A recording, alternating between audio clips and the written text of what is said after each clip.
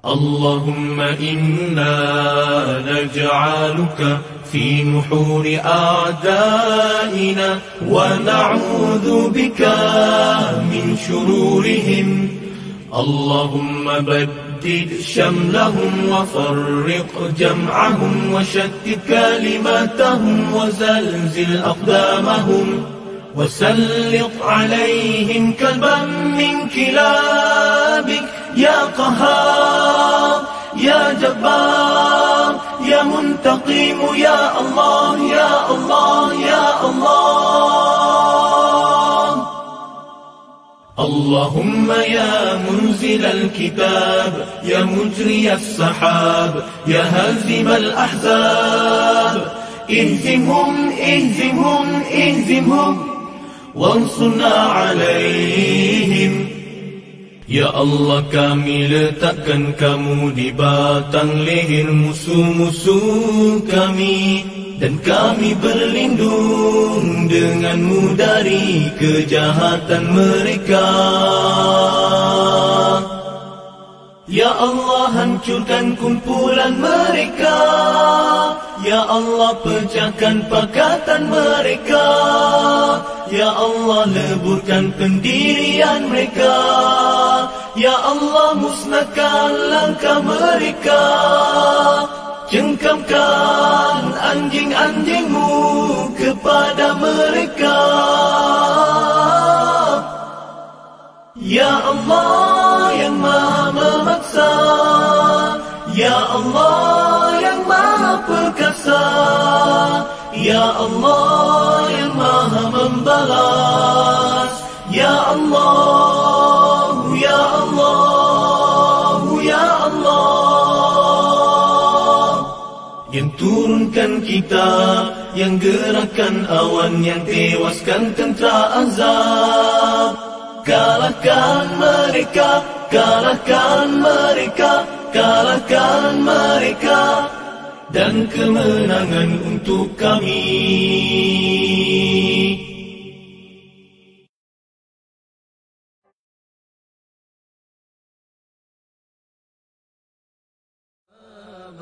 Astaghfirullah, innallah kana tawwaba. Astaghfirullah, innallah kana tawwaba.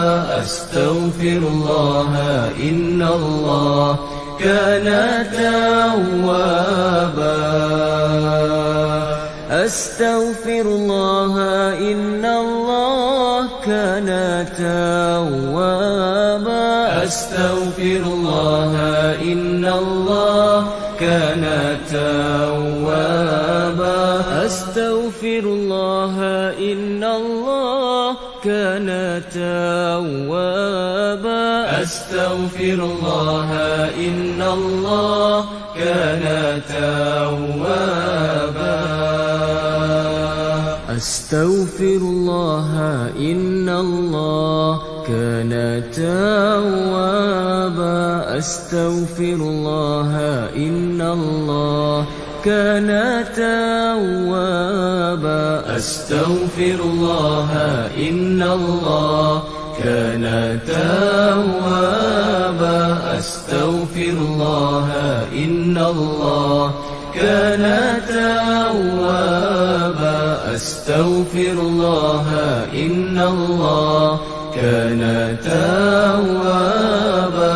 Astaghfirullah, innallah kana tawwaba. Astaghfirullah, innallah kana tawwaba. Astaghfirullah, innallah kana tawwaba. Astaghfirullah, innallah kana tawwaba. Astaghfirullah, innallah kana tawwaba. Astaghfirullah, innallah kana tawwaba. Astaghfirullah, innallah كان توابا أستغفر الله إن الله كان توابا أستغفر الله إن الله كان توابا أستغفر الله إن الله كان توابا أستغفر الله إن الله كان توابا أستغفر الله إن الله كان توابا أستغفر الله إن الله كان توابا أستغفر الله إن الله كان توابا أستغفر الله إن الله كان توابا أستغفر الله إن الله كان توابا أستغفر الله إن الله كان توابا أستغفر الله إن الله كان توابا أستغفر الله إن الله كان توابا أستغفر الله إن الله كان توابا أستغفر الله إن الله كان توابا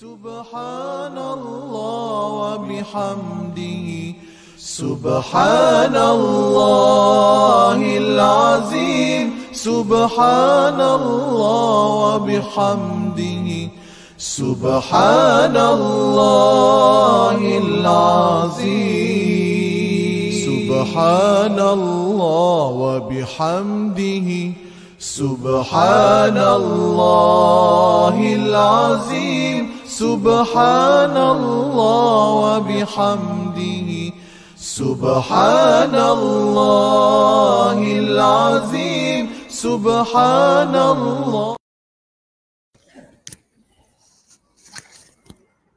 أعوذ بالله السميع العليم من الشيطان الرجيم. بسم الله الرحمن الرحيم. يا أيها النبي إذا جاءك المؤمنات يبايعنك على ألا يشركن بالله شيئا ولا يسرقن ولا يزنين ولا يقتلن أولادهن ولا يأتين ببهتان يفترينه بين أيديهن وأرجلهن ولا يعصينك في معروف فبايعهن واستغفر لهن الله إن الله غفور رحيم.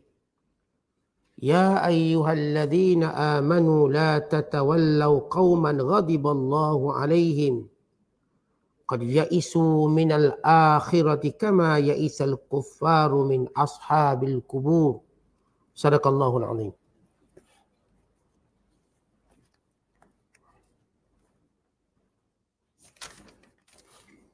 Wahai Nabi, apabila orang-orang perempuan yang beriman datang kepadamu untuk memberi pengakuan taat setia bahawa mereka tidak akan melakukan syirik kepada Allah dengan sesuatu pun, dan mereka tidak akan mencuri, dan mereka tidak akan berzina, dan mereka tidak akan membunuh anak-anaknya, dan mereka tidak akan melakukan sesuatu perkara dusta yang mereka ada-adakan dari kemahuan hati mereka, dan mereka tidak akan menderhaka kepadamu dalam sesuatu perkara yang baik, maka terimalah pengakuan taat setia mereka dan pohonlah kepada Allah mengampuni dosa mereka. Sesungguhnya Allah Maha Pengampun lagi Maha Mengasihani. Wahai orang-orang yang beriman, janganlah kamu jadikan teman rapat mana-mana kaum yang dimurkai Allah. Mereka telah berputus asa daripada mendapat kebaikan akhirat, sebagaimana berputus asanya orang-orang kafir yang ada di dalam kubur. Kita berada pada penafsiran ayat-ayat terakhir surah Al-Mumtahinah, atau juga disebut dengan nama Suratul Mumtahanah. Surah yang ke-60 pada juzuk yang ke-28, bermula ayat yang ke-12 hinggalah ayat yang terakhir, yakni ayat yang ke-13. Ayat-ayat yang kita bacakan ini menceritakan tentang bagaimana Allah Ta'ala memerintahkan Nabi-Nya SAW untuk mengambil bai'ah, yakni janji setia dan taat kepada baginda SAW daripada wanita-wanita yang beriman yang dikenali sebagai bai'atun nisa, yakni perjanjian setia dan taat wanita-wanita yang beriman. Allah perintahkan Nabi SAW untuk meminta wanita-wanita muslimat yang beriman mengisytiharkan janji taat setia mereka kepada baginda sallallahu alaihi wasallam. Yang peristiwa ini ataupun perkara ini dinamakan sebagai bai'ah, di mana Nabi sallallahu alaihi wasallam telah mengambil bai'ah daripada lelaki-lelaki yang beriman. Rasulullah sallallahu alaihi wasallam bersalaman satu persatu dengan mereka untuk berbai'ah dengan usul Islam, itu beriman pada Allah, tidak mensyirikkan Allah dan tidak melakukan perkara-perkara yang bersifat dosa besar. Sama ada dosa yang berkait dengan Allah Ta'ala atau berkait dengan makhluk. Sama ada ia berkait dengan peribadi atau masyarakat. Maka semua orang beriman, lelaki dan perempuan, mesti berusaha bersungguh-sungguh untuk iltizam dengan ketaatan pada Allah. Berusaha sungguh-sungguh untuk mengingati janji mereka kepada Allah dan pada Rasulnya. Ayat yang ke-12 yang kita bacakan ini diturunkan pada hari pembukaan kota Mekah. Bila mana kota Mekah dibuka oleh Nabi SAW pada tahun ke-8 Hijrah, pada bulan Ramadan, 21 Ramadan, ada yang kata 20 Ramadan, tahun ke-8 Hijrah. Maka Rasulullah SAW mengambil bai'ah daripada wanita-wanita yang berada di kota Mekah, yang mereka ini beriman tapi mereka tidak berhijrah sebelum ini. Diriwayatkan oleh Bukhari daripada Urwah bin Zubair, Aisyah radhiyallahu taala anha berkata, sesungguhnya Nabi SAW menguji wanita-wanita yang berhijrah kepadanya, sebagaimana disebut dalam ayat Al-Quran, ya ayyuhan nabi idza ja'akal mu'minat yubayyi'naka ila qawli ta'ala ghafurur rahim. Wahai Nabi, bila datang kepada kamu wanita-wanita yang beriman menumpahkan janji setia kepadamu, sehinggalah akhir ayat. Maka siapa yang menepati syarat yang telah disebut oleh Nabi sallallahu alaihi wasallam, maka Rasulullah sallallahu alaihi wasallam akan berkata kepadanya, qad bay'tuki, aku telah mengambil bai'ah daripadamu. Dengan cara perkataan, bukanlah dengan cara memegang tangan. Kalau dengan sahabat lelaki, Rasulullah SAW akan membacakan perjanjian, lalu mereka menerimanya dengan cara berjabat tangan. Kalau sahabiat ataupun wanita-wanita yang beriman, Rasulullah berbai'ah dengan mereka dengan perkataan, tanpa bersalaman. Sebagaimana disebut, wallahi, kata Aisyah, ma massat yaduhu yada mura'atin fil mubaya'ati qat. Ma baya'ahunna illa biqaulihi qad baya'tuki ala dhalika. Demi Allah, kata Aisyah, tangan mulia Rasulullah tidak pernah menyentuh tangan wanita dalam perjanjian atau dalam bai'ah. Bahkan Rasulullah menyebut dengan perkataannya, aku telah berbai'ah denganmu. Maka perempuan itu akan menjawab, na'am ataupun ya. Ataupun aku mengakuinya. Ini asal hukum bai'ah. Di mana baik lelaki maupun perempuan mesti berbai'ah dengan Rasulullah. Kalau lelaki kena jabat tangan. Untuk menunjukkan aku setia kepada apa yang Rasulullah sallallahu alaihi wasallam sebut. Manakala bagi wanita, maka dengan perkataan. Di mana sekumpulan wanita datang menemui Nabi sallallahu alaihi wasallam dan berikrar mematuhi apa yang telah disebut oleh Nabi sallallahu alaihi wasallam. Lalu Rasulullah sallallahu alaihi wasallam menyatakan kepada mereka dengan ucapan bahawa aku telah menerima bai'ahmu dengan cara perkataan, lalu wanita menerimanya. Diriwayatkan dalam hadis yang lain, sebahagian wanita berbai'ah dengan Nabi SAW dengan menggunakan pakaian. Artinya ada kain sambung antara tangan Rasulullah dengan tangan wanita-wanita tersebut. Sebahagian besar wanita berbai'ahnya dengan mulut. Artinya aku telah mengambil bai'ah daripada kamu. Wanita itu kata, ya, kami telah mengambil bai'ah dengan perkataan. Ada setengah wanita berbai'ah dengan memegang kain. Artinya kain yang dipegang oleh Nabi SAW dan wanita itu memegang kain di sebelah sudut yang lain.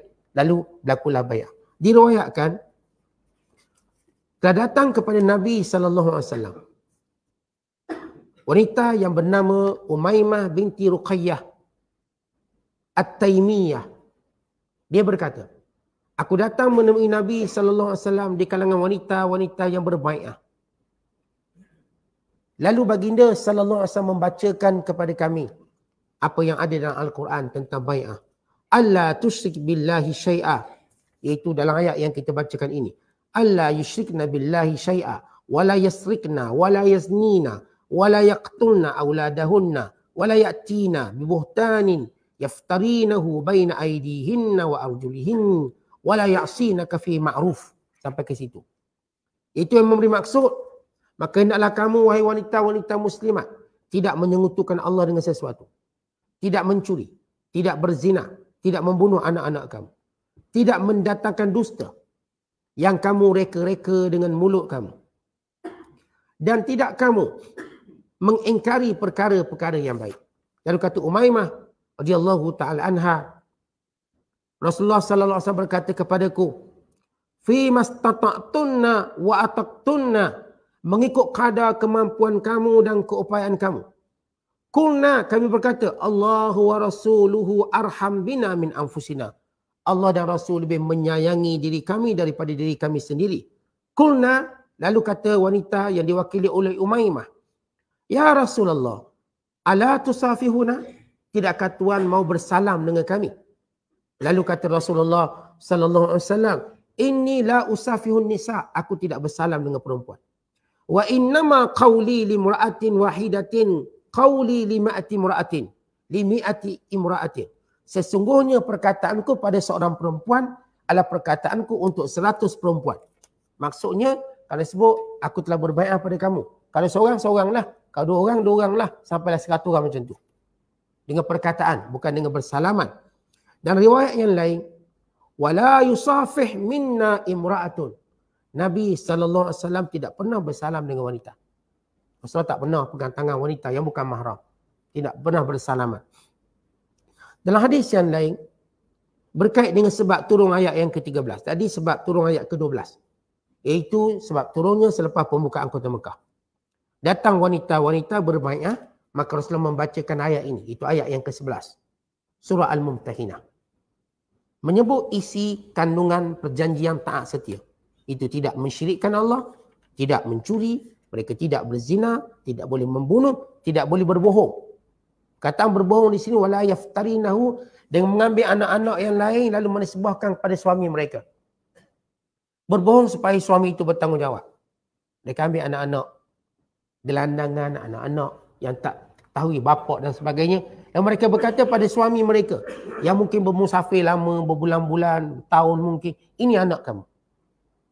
Dengan menipu lelaki-lelaki tersebut. Supaya lelaki itu mengambil tanggungjawab pada anak yang direka-reka nasab. Ini berlaku pada zaman jahiliah. Wanita-wanita mengambil anak-anak lalu menisbahkan pada suami mereka tanpa pengetahuan suami mereka. Maka Allah melarang perbuatan demikian. Dianggap sebagai iftirak, pembohongan. Maka perjanjian ini diambil. Manakala sebab turun ayat yang ke-13 diriwayatkan oleh Ibnu Munzir daripada Ibnu Abbas, adalah Abdullah bin Umar, Zaid bin Harisah. Dia ada kawan di kalangan Yahudi. Yawadan, dan dia amat cinta dan sayang. Lalu Allah Ta'ala menurunkan ayat, wahai orang-orang yang beriman, jangan kamu bersahabat dengan kaum yang Allah murka. Lalu Abdullah bin Umar serta Zaid bin Harisah meninggalkan sahabat Yahudi. Yang kita telah jelaskan di kalangan kafir, ada yang memusuhi Islam, ada yang tidak. Ada orang kafir dalam situasi perang, ada yang di luar peperangan. Ketika mana dalam peperangan, maka berhati-hati. Dan ketika mana berhadapan dengan orang kafir yang memusuhi Islam dengan perkataan dan perbuatan, maka perlu ditinggalkan. Manakala kalau ketika mana orang-orang kafir yang tidak menunjukkan permusuhan Islam, permusuhan kepada umat Islam dan agama Islam, telah kita sebut sebelum ini hukum hakam.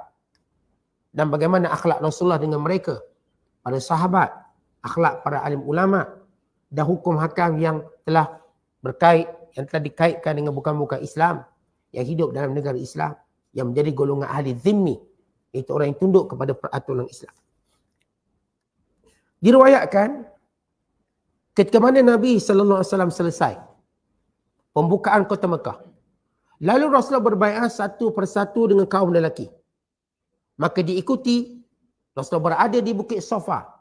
Maka datang wanita-wanita berbaiat pula dengan Nabi SAW. Dalam keadaan Umar berada di bawah bukit, Rasulullah duduk atas bukit. Bukit Safa, maka wanita-wanita yang berada di bawahnya berbaiat dengan Nabi SAW. Selepas selesai baiat Nabi dengan pada lelakinya. Penafsiran ayat. Ya ayyuhan Nabi, wahai Nabi, idza ja'akal mu'minat, bila datang kepadamu wanita-wanita yang beriman, yubayyi'naka, yang ingin mengambil perjanjian, yang ingin menzahirkan ketaatan kepada Islam, ketaatan kepada Allah Subhanahu wa taala, fabayyi'hunna, maka jelaskan kepada mereka dasar-dasar utama di dalam bai'ah. Bila berbai'ah ni ambil janji setia, beritahu dasar-dasar utama orang yang nak jadi, orang yang nak masuk Islam. Yang kita sebut sebagai aku janji.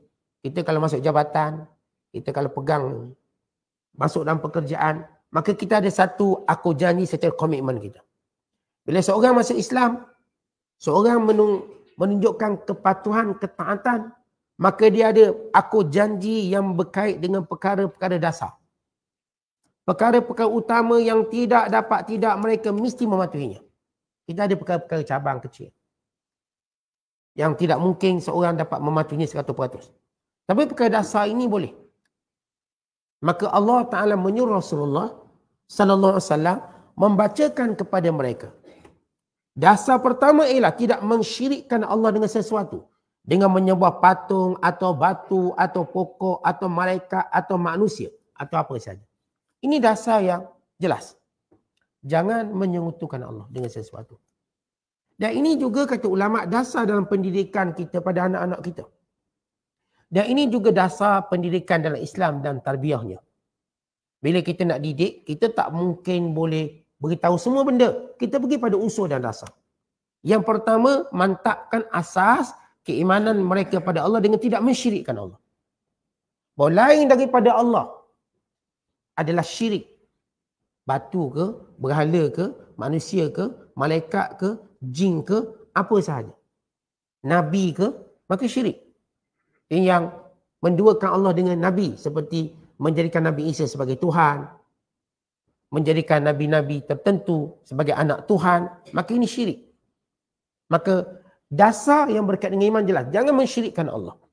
Bila maksud syirik, yang pertama, tidak ada yang sama dengan Allah. Dan tidak ada yang, apatah lagi yang mengatasi Allah Ta'ala.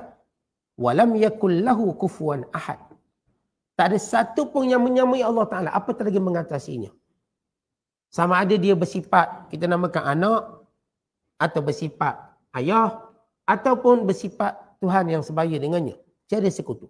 Yang kedua, Dasar yang kedua ialah wala yasriqna, jangan mencuri mana-mana harta manusia. Jangan mengambil harta manusia. Ini adalah hukum kemasyarakatan. Segala harta manusia itu ada kemuliaannya. Selagi mana kita manusia tidak mengambil harta orang, maka damailah masyarakat. Jadi dalam Islam, Islam meletakkan banyak rukun, banyak peraturan, banyak syarat.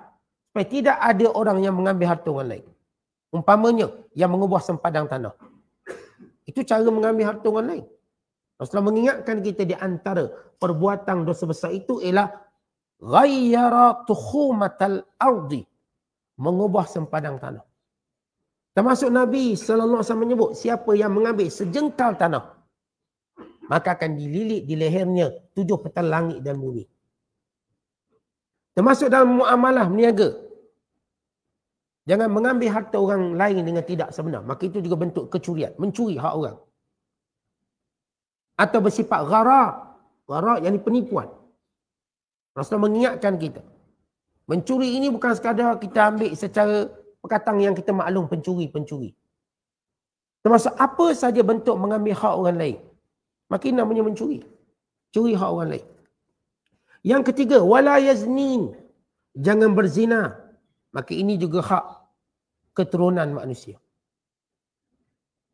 Manusia wajib menjaga keturunan dan maruah.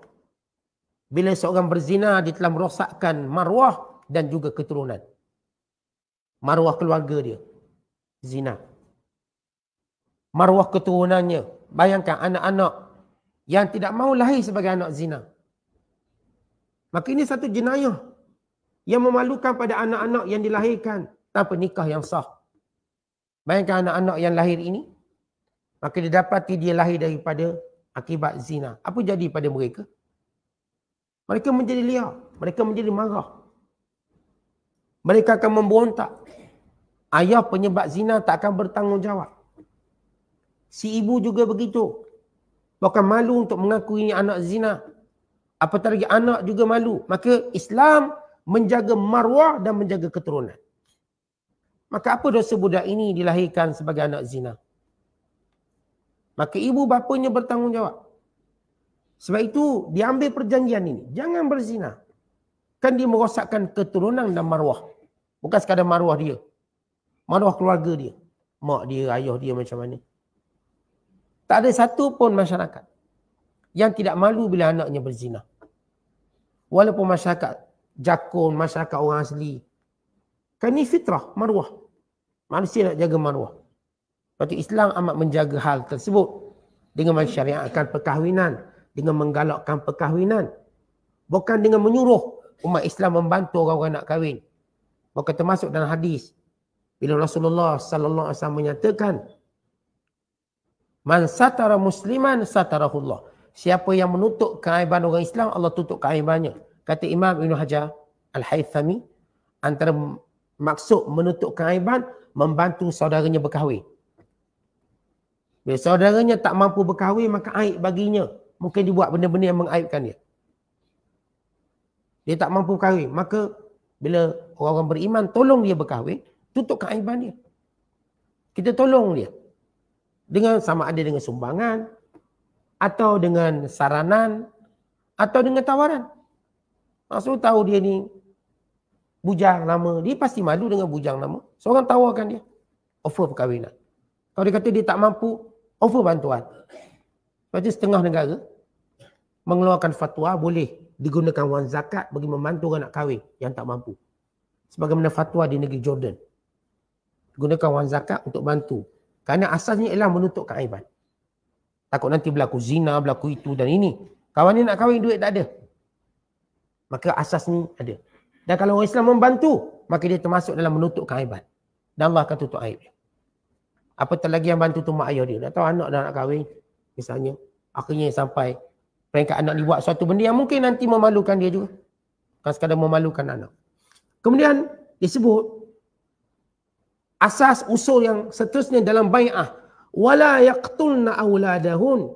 Jangan mereka membunuh anak-anak mereka. Yang dimaksudkan membunuh anak-anak mereka sebagaimana perbuatan jahiliah dengan membunuh anak-anak perempuan.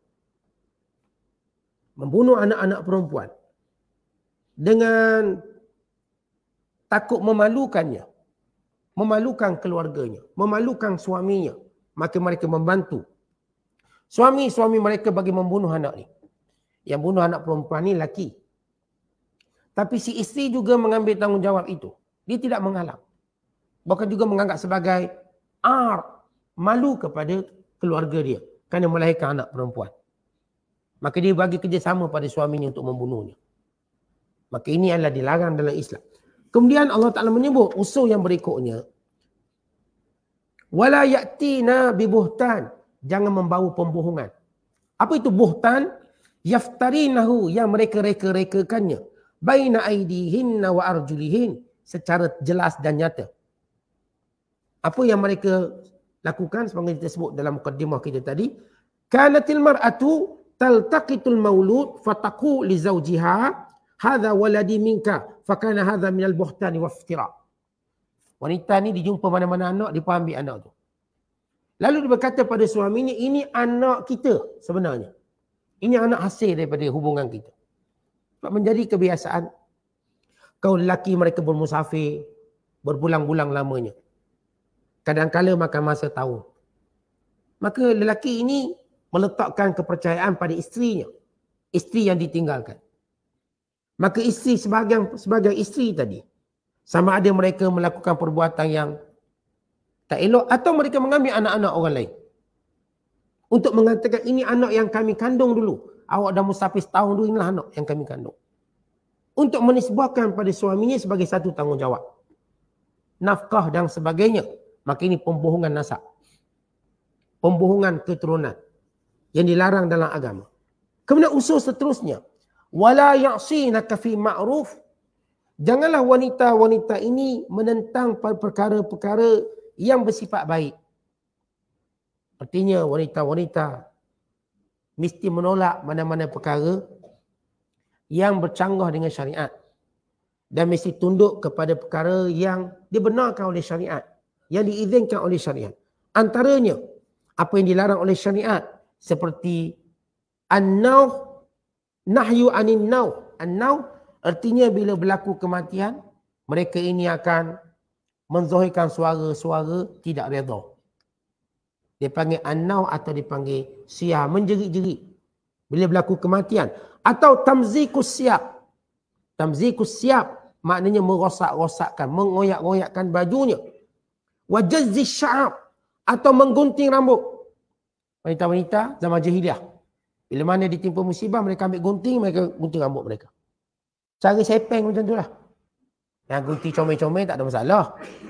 Yang ambil, digunting untuk rosak rambut dia. Dipanggil jazzi sya'ab.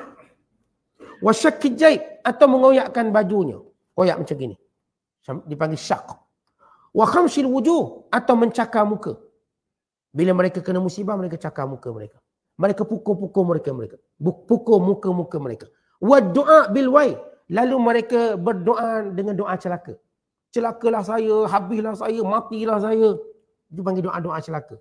Bila ditimpa musibah kematian. Wa imma yang mati itu suami mereka atau ayah mereka. Atau adik-beradik mereka. Atau orang-orang yang mereka sayangi. Atau mereka diupah berbuat demikian. Setengah orang jahiliah. Bila berlaku kematian, dia akan upah tukang-tukang nangis. Sampai hari ni pun ada. Hari ni kalau tuan tengok sebagai orang kafir, bila mati, dia akan upah sebahagian duduk depan tu kerjanya nangis. Ada orang kampung saya seorang pun ambil juga kerja tu, job tu, RM10 saya menangis. Duduk menangis. Kita pun tegur kenapa duduk menangis. Kita dapat duit, nak beli rokok. Pok-pok ni kira duit je. Dia pakai tudung macam tudung surat khabar tu. Tutup, nangis. Nanti dapat RM10. Ni RM10 zaman dulu. Sampai hari ni ada. Kalau orang kafir mati, dia akan letakkan orang depan ni kerjanya cuma menangis. Baik perempuan, baik laki-laki, dia beri upah. Kalau hari ni mungkin dah RM100, RM200. Setengah-setengah wanita, sebab wanita ni mudah menangis.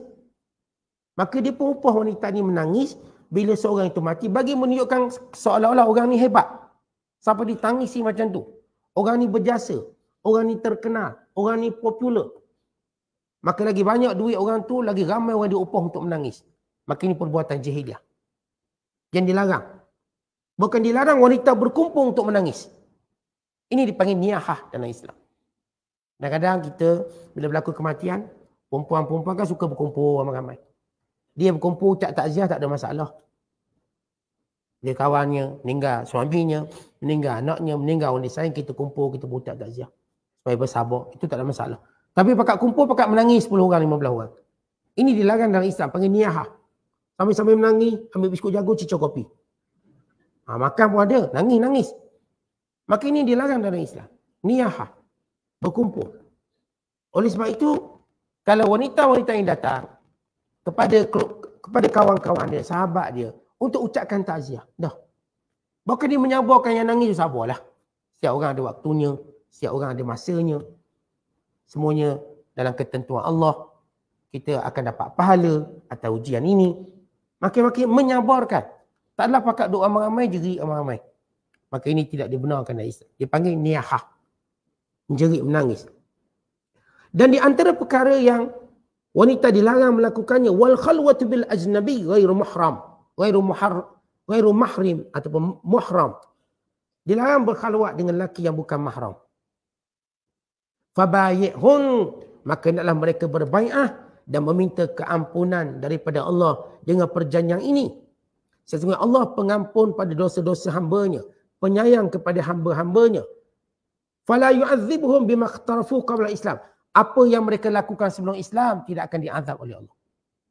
Ini wanita-wanita ni, kalau zaman jahiliah dulu, zaman sebelum taubat dulu, apa yang mereka buat tidak akan diazab oleh Allah.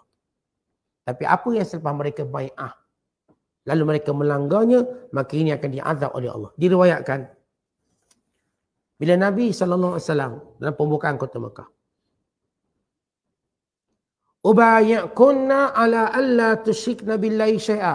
Wahai sekalian wanita, aku mengambil perjanjian daripada kamu supaya kamu tidak menyekutukan Allah dengan sesuatu. Lalu berkata Hindun binti Utbah.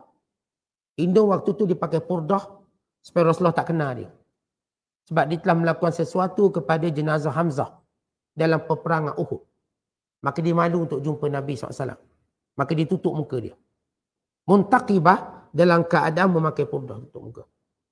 Rasulullah kata, wahai wanita, ini wanita kota Mekah. Lepas pembukaan kota Mekah. Aku ingin mengambil perjanjian kepada kamu. Lalu kata Hindun binti Utbah,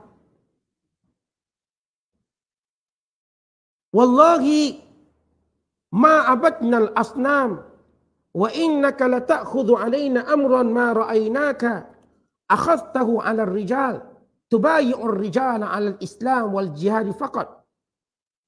Bila Rasulullah menyatakan jangan kamu syirikkan Allah, kata Hindun, demi Allah kami tidak akan lagi menyembah berhala. Sebagaimana engkau mengambil perjanjian ini kepada laki-laki, demikian kami menerima perjanjian ini. Engkau telah berbai'ah dengan lelaki, dengan Islam dan jihad. Artinya orang lelaki ni ada lebih sikit pula. Dia ada jihad pula, perang. Lalu Nabi SAW berkata, wala tasrikna. Hindun menyangka bai'ahnya cuma jangan menyekutukan Allah. Lalu Hindun kata, lelaki kan banyak dia dapat. Kami pun nak banyak juga. Nak tunjukkan komitmen. Lelaki bai'ah lagi untuk perang, untuk jihad. Dan Nabi tambah lagi, wala tasrikna. Jangan mencuri. Lalu kata Hindun, inna Abu Sufyan ya Rasulullah. Wahai Rasulullah, suamiku Abu Sufyan kedekut. Bila Rasulullah kata jangan mencuri. Maka Hindun pun ingat, dia pun memang mencuri, tapi dia curi suami dia punya. Dia kata, ya Rasulullah, Abu Sufyan rajulun syahih. Abu Sufyan lelaki yang kedekut. Wa inni usibu min malihi qutana. Aku ambil duit dia untuk membeli makanan-makanan kami. Faqala Abu Sufyan, huwa laka halal. Abu Sufyan dekat situ. Dia kata, wahai isteriku, yang kamu curi itu aku halalkan. Huwa laki halal. Lalu kata Nabi, Nabi SAW ketawa. Dan Nabi mula kenal wanita depan dia ialah Hindun. Sebab yang sampuk tu suami dia, Abu Sufyan. Kata, aku ambil duit suami aku. Suami dia cepat-cepat betul. Dah halal dah, aku dah halalkan. Maka Nabi pun ketawa. Nabi tahu ini ialah Hindun binti Utbah. Anti Hindun, kata Rasulullah. Kamu Hindun ke? Anti Hindun, kamu Hindun. Lalu kata Hindun, afallahu amma salam, moga Allah ampunkan dosa-dosa selepas. Sebab Hindun tahu dia buat salah banyak. Moga Allah ampunkan dosa selepas. Lalu kata Rasulullah, fala taznin, dan jangan kamu berzina. Rasul sambung lagi dalam ucapannya. Faqalat Hindun. Hindun ni perempuan berani. Ni ketua muslimat zaman tu lah berani. Dia kata, apakah wanita yang merdeka itu berzina? Seperti Hindun kata, perempuan kalau dah yang berzina ni biasanya jadi hamba-hamba. Yang merdeka tak akan berzina. Perempuan terhormat tidak akan berzina. Lalu kata Rasulullah lagi, wala taqtulna auladakun. Jangan kau bunuh anak-anak kamu. Ai la ta'idnal banat wala tuskitnal ajinnah. Maksudnya jangan kamu menanam anak-anak perempuan kamu, jangan kamu menggugurkan kandungan-kandungan kamu. Kan ini termasuk makna bunuh anak. Menggugurkan kandungan ialah membunuh anak. Dipanggil wa'dul banat. Sama macam orang yang tanam anak hidup-hidup. Yang menggugurkannya juga sama. Seperti menanam anak hidup-hidup. Yang menggugurkan anak hukumnya adalah haram. Secara umum. Faqala Hindun. Hindun jawab. Rabbainahum. Kami telah didik anak-anak kami daripada kecil. Wa qataltahum kibaran yawma bad. Tapi ya Rasulullah, kamu telah bunuh dia waktu dia besar. Dalam perang Badar. Kata Hindun. Fa antum wahum absar au a'lam. Tapi kamu tahulah apa sebab. Kata Rasul, jangan bunuh anak-anak kamu. Hindun kata, ya Rasulullah, kami memang dah bela anak kami sampai besar. Tapi kamu bunuh dia masa dia besar. Tapi dalam perang Badar, dan kamu tahu sebabnya apa. Hindun jadi nyampuk je dia. Nyampuk. Dan Nabi tak lain, Nabi sebut lagi. Lalu bila Hindun kata, kami telah besarkan anak kami, tapi bila besar kamu bunuh dia dalam perang Badar, dan Allah tahu sebab apa, dan kamu tahu sebab apa kamu melakukannya, maka Umar Khattab ketawa dengan Hindun cakap macam tu. Sampai hatta istalqa, sehingga Umar Khattab dia punya ketawa sampai terbaring dia. Istalqa terbaring. Tuan-tuan belum terbaring lagi tu. Sebab Hindun kata, kita dah besar anak kita sampai besar, kita dah jaga anak kita dari kecil sampai besar, kamu bunuh dia. Kamu bunuh dia. Yang sebab yang kamu lebih tahulah. Sebab apa? Kalau Umar pun ketawa, sampai dia pun terlentang. Hatta istalqa, sampai terlentang ke belakang. Wa kana ibnuha, kana anaknya bernama Hanzalah binti Abi Sufyan. Anak dia nama Hanzalah bin Abi Sufyan, terbunuh dalam perang Badar. Dia perang bagi orang kafir, dibunuh. Wa tabassama Rasulullah, maka Nabi senyum. Nabi pun senyum. Faqal, dan Nabi jawab lagi. Nabi kata lagi, wala ta'tina bi buhtanin taftarinahu. Jangan kamu melakukan pembohongan dengan menisbahkan anak-anak yang bukan milik kamu kepada suami kamu. Lalu Hindun kata, wallahi, demi Allah, innal buhtan la amrun qabih. Perbuatan berbohong itu amatlah buruk dan celaka. Wa ma ta'muruna illa birrusydi wa makarimil akhlaq. Engkau telah menyuruh kami, wahai Rasulullah, dengan perkara yang baik dan kemuliaan akhlak. Lalu Rasulullah sambung, wala ta'sinani fi ma'ruf. Wahai wanita-wanita, jangan kamu lawan aku dalam perkara-perkara kebaikan. Lalu Hindun berkata, wallahi ma jalasna majlisana hadha wa fi anfusina an nu'siyaka fi syai'. Demi Allah, kami duduk sini dengar tuan bercakap bukan untuk lawan apa yang tuan cakap. Kami akan dengar, kami akan patuh. Kata Hindun binti Utbah. Maka ini di antara hadis tentang bai'ah Nabi sallallahu alaihi wasallam dengan kaum wanita. Dan Rasulullah mengingatkan bahawa siapa yang melanggar perjanjian. So menyatakan hadis yang lain, faman waffa minkum, siapa yang menepati perjanjiannya, fa ajruhu 'ala Allah, pahalanya Allah tentukan. Wa man asaba min dzalika syai'a, tapi siapa yang melanggar salah satunya, fa uqiba, lalu dia dihukum, fa huwa kaffaratun lahu, maka dia jadi penebus dosa.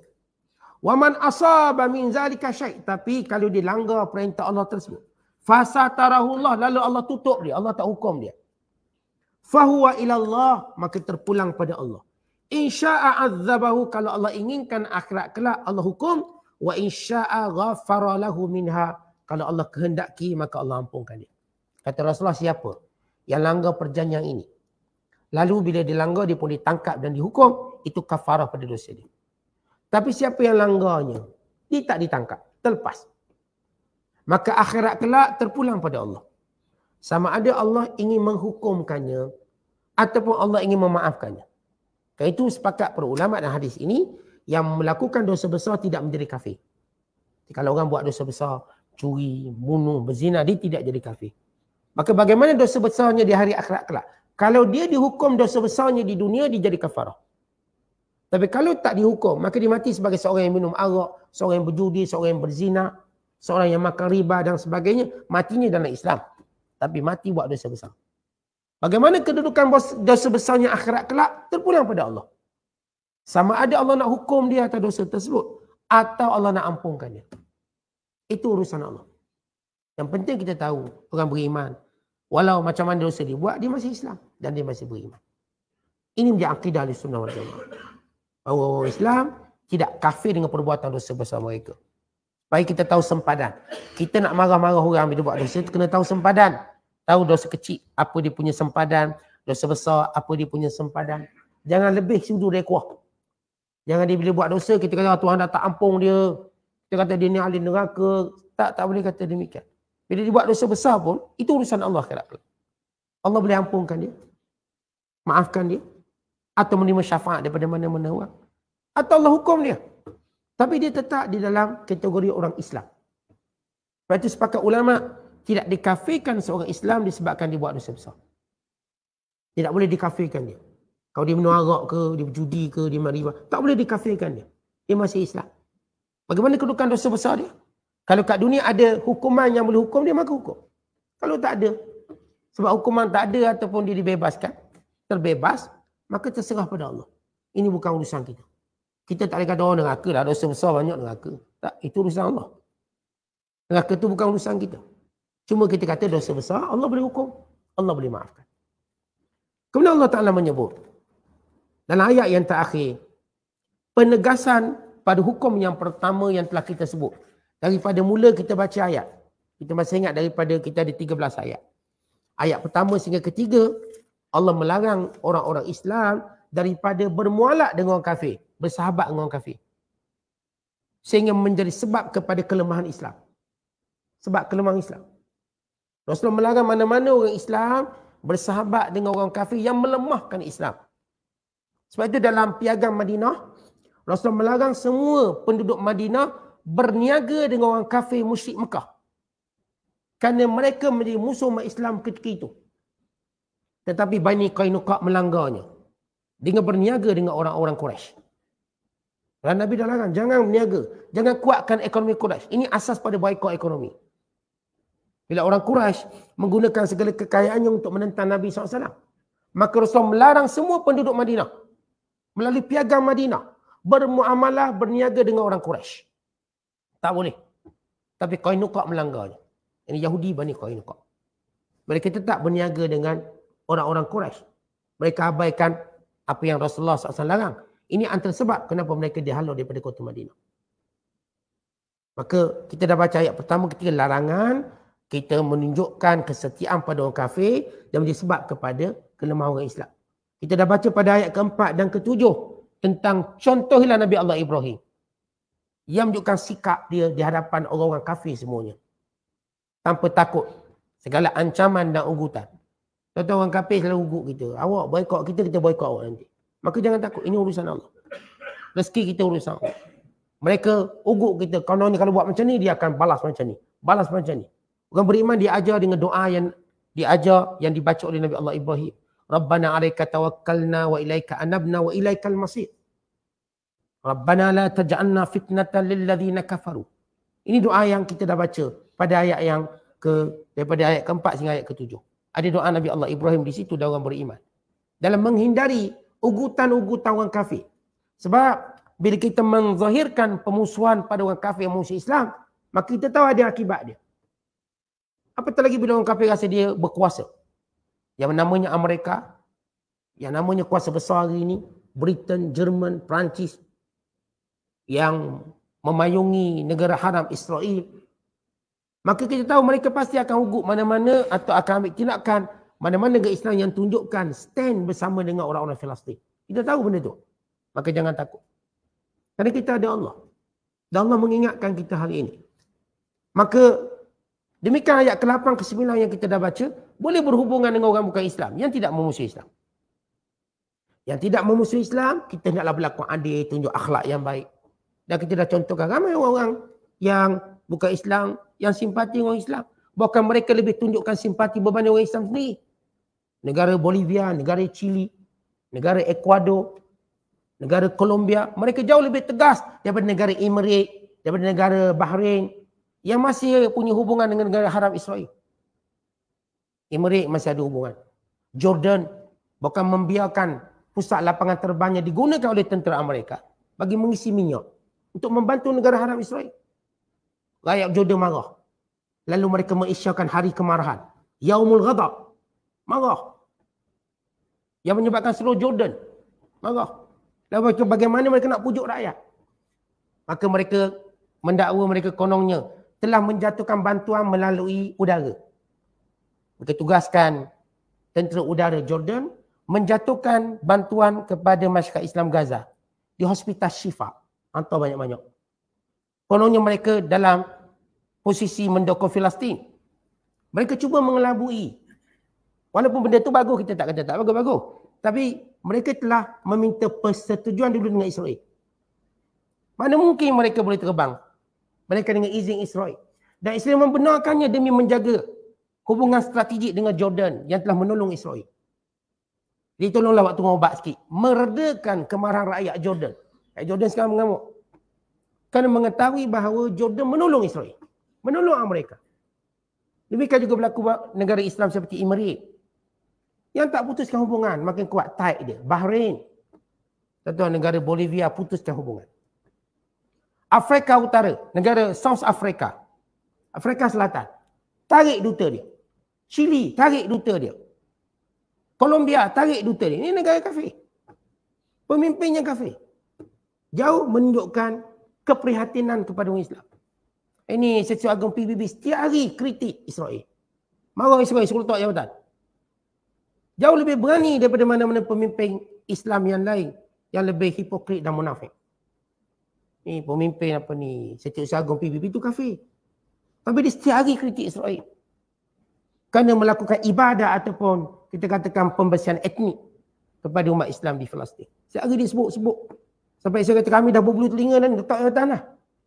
Dia marah pada Setiausaha Agong. Yang kafir. Yang Setiausaha sebut. Tak pernah lekang di lidahnya. Menyebut kezaliman. Ini saya kata sebahagian orang bukan Islam. Jauh lebih simpati daripada sebahagian pemimpin-pemimpin munafik. Yang tu bermunafik, bermuka-muka. Depan rakyat tunjuk macam sokok. Belakang mereka membekalkan segala apa yang dikehendaki oleh negara haram Israel. Hubungan sekian-sekian. Maka Jordan bila takut kena serang, dia minta dengan Amerika bekalkan dia dengan sistem pertahanan udara, Patriot. Takut kena serang. Kerana dia berat buat sesuatu yang telah mengkhianati orang Islam. Khianat orang Islam. Cukup khianat. Sama juga Emirat, khianat. Tanpa menyebut pun tentang kezaliman yang berlaku. Diam. Terus menyokong negara Israel. Terus sibuk dengan negara-negara kafir. Menjadi pelabur utama untuk India yang memusuhi Islam. Asia pelaburan 50 bilion dolar USD. Negara haram kepada negara India yang memusuhi Islam. Ni puak-puak ni dia tak fikir duit. Itu antara musibah. Jadi, tentang kalangan orang bukan Islam kita katakan ada yang memang baik, bagus. Maka Allah sebut dalam Quran. Mereka tidak memerangi kamu. Maka buat baik dengan mereka. Berlaku adil kepada mereka. Sebagaimana kamu berlaku adil sesama kamu. Kemudian dalam ayat ke-10, ke-11 kita dah bicarakan semalam tentang wanita-wanita yang berhijrah dari Mekah ke Madinah.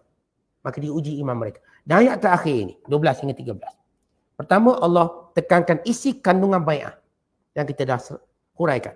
Yang kedua ialah ulangan kepada ayat yang pertama dan ketiga. Jangan sesekali menunjukkan kasih sayang kepada orang-orang kafir yang memusuhi Islam. Jangan menjadikan mereka sebagai rakan. Jangan menjadikan mereka sebagai orang yang disayangi. Hendaklah berhati-hati dengan kekufuran mereka. Berhati-hati dengan kejahatan mereka dan perancangan jahat mereka. Seorang ulama kata ayat ini turun kepada Abdullah bin Umar radhiyallahu ta'ala anhu dan Zaid bin Harithah. Yang dia ada kawan kalangan Yahudi yang dia berbaik. Maka dengan tu ayat ini diputuskan hubungan. Sebab Yahudi sentiasa merancang kejahatan pada orang Islam. Sampai hari ini. Kalau zaman Rasulullah SAW. Mereka merancang kejahatan itu. Cuma Yahudi dia tak belajar status sejarah. Dia tak belajar sejarah yang dia dilalui oleh nenek moyang dia. Ketika mana Yahudi bersama dengan orang munafik. Itulah punca kekalahan mereka. Pada zaman Rasulullah. Dan hari ini Yahudi juga bersama dengan orang munafik. Di kalangan orang yang kononnya hendak menyokong mereka. Di kalangan orang yang mengaku Islam. Islam, nyokong. Sebenarnya dia telah menjadikan Yahudi itu kalah. Sebagaimana Yahudi dulu kalah, kerana adanya munafik Abdullah bin Ubay bin Salul. Ini yang duk protek Yahudi, lawan Rasulullah, lawan Muhammad. Kita akan bersama-sama kamu. Kita akan tolong kamu. Akhirnya bila keadaan dia tahu Yahudi akan kalah, mereka pun melepaskan diri mereka. Benda yang sama berlaku hari ini. Yahudi antara kesilapan mereka berbaik dengan munafik ini. Kononnya akan membantu mereka. Mereka pasti akan kalah. Sejarah mereka kalah. Ada seorang kita katakan ahli akademik, bukan Islam. Dia sebut tentang chances kemenangan bagi setiap umat. Dia kata orang Yahudi, dia ada duit banyak. Dia ada pengaruh politik. Dia ada sekian-sekian. Orang Islam dia ada minyak. Tetapi satu benda yang orang kafir semua tak ada, orang Islam ni dia ada Tuhan. Atau dengan kata lain dia ada akidah. Orang Islam, tentu inilah akidah orang Islam. Ketika hancur semuanya, Tuhan tidak akan hancur dalam diri dia. Keyakinannya makin bertambah pada Allah. Tapi orang kafir, dia punya Tuhannya cuma duit. Kekuatan. Kalau habis kekuatan dan habis duit, maka dia tu akan berputus asa. Dia tu akan mati kat situ. Tapi orang beriman tidak. Sejarah orang beriman, ketika mana habis harta mereka, bukan hancur rumah-rumah mereka, bukan segala ada di tangan mereka sudah pun hilang, tapi Allah tidak pernah hilang dalam hati mereka. Makin kuat mereka dengan Allah. Dan itu punca, kata orang ni, seorang ahli cendekiawan intelektual bukan Islam, itu punca Islam lah yang akan menang akhirnya. Dia kata dia punya ending bagi setiap game perang akan dimenangi oleh orang Islam. Kerana mereka ada Tuhan. Akidah yang tak ada pada mana-mana orang kafir. Kerana orang kafir betul-betul dia berpegang pada kekuatan dia, tentera dia, duit. Bila habis benda tu tak ada dah dia. Dia tak tahu nak paut kat mana dah. Orang beriman ada Allah. Walau hancur segala-galanya, hatta kalau bumi Gaza ini, padan jarak, padan terkukuh. Segalanya rata dan binasa. Andai kata, tetap orang beriman yakin Allah akan berikan kemenangan. Keyakinan mereka akan menjadi bangunan-bangunan yang lebih kental daripada bangunan-bangunan yang ada di negara orang kafir. Lebih hebat daripada gunung-gunung yang ada di mana-mana negara yang punya banjang gunung yang kuat. Itulah dia beza orang beriman. Sebab itulah orang beriman, kesudahannya mereka akan menang. Kerana keyakinan yang kukuh pada Allah SWT. Dan inilah janji Allah. Dan inilah sejarah yang telah membuktikan. Sepanjang zaman sejarah telah membuktikan. Orang Islam tak pernah kalah. Tahu kalau orang Islam kalah, daripada 48 Israel duk jajah Palestin, takkan ada seorang pun orang Islam lagi. Selepas 75 tahun. Mereka bunuh halau kampung selepas 75 tahun. Dan orang Islam tak ada apa-apa, senjata batu. Mereka sejak dulu lagi ada kekuatan macam-macam. Halau satu kampung. Bunuh itu dan ini. Mereka lakukan lama. Daripada tahun 47, 48 sampai sekarang 75 tahun, 76 tahun. Orang Islam kekal kuat. Tetap tidak memilih negara lain untuk berhijrah, mereka kekal di sini. Kekal di situ. Mereka tidak akan tinggalkan bumi Palestin. Walau bagaimana teruk, kita kalau bayang dan situasi sekarang, tinggallah cari tempat mewah. Kalau mereka nak lari, ada negara nak bagi banglo sebiji semua. Tapi mereka tak akan lari. Walaupun mereka ada peluang untuk keluar pun mereka tak keluar. Tak keluar. Mereka dibina keyakinan dengan Allah Ta'ala. Ada seorang budak, dia kata, ibu, bila saya nak mati? Kenapa? Saya nak makan roti dalam syurga. Lihat anak-anak kecil ni bercakap macam tu. Mereka tunggu mati. Bila mati? Bukan takut mati. Ibu, bila saya mati? Kenapa anak nak mati? Saya nak makan roti dalam syurga. Kat sini tak ada roti. Nak makan dalam syurga. Lihat akidah budak ni. Lihat anak-anak ini. Inilah dia orang, kita katakan umat yang punya hubungan dengan Allah Ta'ala. Itulah kehebatan orang Islam. Kita ada Tuhan. Kita ada Allah. Mereka cuma ada dunia. Akhirnya mereka akan berputus asa dengan dunia. Mereka kata Allah. Dalam Al-Quran, qad ya'isu minal akhirah. Mereka orang kafir tak pernah percaya pada akhirat. Kama ya'isal kuffar min ashabil kubur. Sebagaimana mereka berputus asa melihat orang-orang mati dalam kubur. Kata orang kafir tengok mati dalam kubur tak ada apa dah. Kita ni tengok mati dalam kubur ada apa lagi? Ada hubungan doanya. ada manfaat untuk kita berikan pada kita masih ada hubungan dengan ahli kubur. Orang kafir dah mati tak ada apa dah dia. Bagi dia dah habis. Dah tak ada hubungan apa-apa. Mereka dah berputus asa. Orang beriman tidak pernah berputus asa daripada rahmat Allah yang luas. Allahul Bissawab. Assalamualaikum.